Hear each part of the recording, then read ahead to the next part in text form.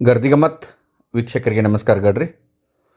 ಒಟ್ಟಾರೆ ಡಿಸೆಂಬರ್ 31 ಇಡೀ ದೇಶದಾಗ ಜಿಲ್ಲಾಗಳು ಯಾವ ಆಗಬೇಕು ಅನ್ನೋದು ಸೆಂಟ್ರಲ್ ಗೌರ್ಮೆಂಟ್ ಡೆಡ್ಲೈನ್ ಕೊಟ್ಟೈತಿ.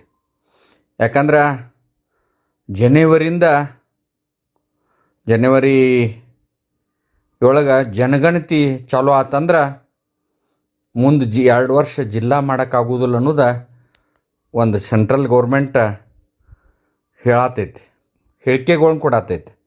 ಅಂದ್ರೆ ಒಟ್ಟಾರೆ ನಿಮ್ಮ ರಾಜ್ಯದಾಗ ಯಾವ ಜಿಲ್ಲಾ ಮಾಡಬೇಕು ಅನ್ನೋದು ಹೇಳ್ರಂತ ಇಡೀ ದೇಶದ ಎಲ್ಲ ರಾಜ್ಯದ ಮುಖ್ಯಮಂತ್ರಿಗಳಿಗೆ, ಪ್ರಧಾನ ಕಾರ್ಯದರ್ಶಿಗಳಿಗೆ, ಮುಖ್ಯ ಕಾರ್ಯದರ್ಶಿಗಳು ಪತ್ರ ಬರೆದಿದ್ದಾರೆ ಈಗಾಗಲೇ.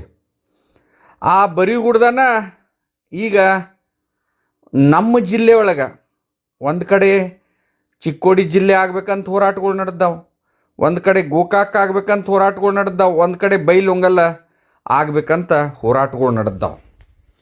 ಆದರೆ ಈಗ ರಾಜಕಾರಣಿಗಳ ಒಬ್ರ ನಮ್ಮ ಜಿಲ್ಲಾ ಮಾಡೋಕೆ ಅಡಚಣೆ ಐತೆ ಅಂತ ಹೇಳ್ತಾರೋ, ಒಬ್ರ ಮಾಡ್ಬೋದು ಅಂತ ಹೇಳ್ತಾರೋ, ಒಬ್ರ ಜಿಲ್ಲಾ ಆಗದನ್ನ ಬೆಳಗಾವಿ ಒಂದ ಉಳಿಲಿ ಅಂತೇಳಿ ಅನೇಕ ಜನ ಅಂದರೆ ಕನ್ನಡ ಹೋರಾಟಗಾರತ್ತು, ಕನ್ನಡ ಅಭಿಮಾನಿಗಳು ಹೇಳ್ತಾರೆ. ಆದರೆ ಒಟ್ಟಾರೆ ನೋಡಬೇಕಾದ್ರೆ ಈಗ ಸಣ್ಣ ಜಿಲ್ಲಾ, ನಮ್ಮ ವೈಯಕ್ತಿಕ ಅಭಿಪ್ರಾಯ, ಸಣ್ಣ ಜಿಲ್ಲಾಗಳು ಇದ್ರೆ ಅನುದಾನ ಹೆಚ್ಚು ಬರ್ತೈತೆ, ಜಿಲ್ಲೆಯ ಅಭಿವೃದ್ಧಿಗಳಾಗ್ತಾವೆ. ಆದರೆ ಈಗೇನು ಬೆಳಗಾವಿ ಜಿಲ್ಲಾದಾಗ ಈ 3 ಜಿಲ್ಲಾ ಹೋರಾಟ ಸಮಿತಿ ಅವ್ರು ಏನು ಮಾಡತ್ತಾರಲ್ಲ, ಕಡಿಕ ನಂದು 1 ಕಣ್ಣು ಹೋದ್ರೆ ಅವ್ರದ್ದು 2 ಕಣ್ಣು ಹೋಗ್ಬೇಕನ್ನುವಂಥ ವಿಚಾರದಾಗ ಇದ್ದಂಗೆ ಕಾಣ್ತೈತಿ. ಚಿಕ್ಕೋಡಿ ಜಿಲ್ಲಾ ಆಗದಿದ್ರು ನಡಿತೈತಿ, ಗೋಕಾಕ್ ಜಿಲ್ಲಾ ಆಗದ ಬೈಲೊಂಗಲ್ ಆಗಬಾರ್ದಂತಾರೆ, ಬೈಲೊಂಗಲ್ ಜಿಲ್ಲಾ ಆದರೂ ನಡಿತೈತಿ, ಚಿಕ್ಕೋಡಿ ಗೋಕಾಕ್ ಆಗಬಾರ್ದಂತ, ಗೋಕಾಕ್ದವ್ರು ಅವು ಎರಡೂ ಆಗದಿದ್ರು ನಡಿತೈತಿ, ನಮ್ಮದು ಆಗದಿದ್ರು ನಡಿತೈತಿ. ಅಂದರೆ ಇಂಥ ಒಂದು ಮನೋಭಾವ ಹೋರಾಟ ಸಮಿತಿ ಒಳಗಿದ್ದಾಗ ಏನೂ ಮಾಡೋಕ್ಕಾಗೋದಿಲ್ಲ. ಆದರೆ ಒಟ್ಟಾರೆ ಸಣ್ಣ ಜಿಲ್ಲಾ ಆದಷ್ಟು ಅವು 2 ಮಾಡಿರಿ, 1 ಮಾಡಿರಿ, ಅಥವಾ ಇದನ್ನು ಒಟ್ಟಾರೆ ನೀವು ಬೆಳಗಾವಿ ಜಿಲ್ಲಾ ಇಟ್ಕೊಂಡು ಹೋಗೋದ್ರಿಂದ ಒಟ್ಟಾರೆ ಜನಸಾಮಾನ್ಯರಿಗೆ ಭಾಳಷ್ಟು ತೊಂದರೆ ಆಗ್ತೈತೆ. ಅಧಿಕಾರ ವಿಕೇಂದ್ರೀಕರಣ ಲಘೂಟ ಆಗೋದಿಲ್ಲ.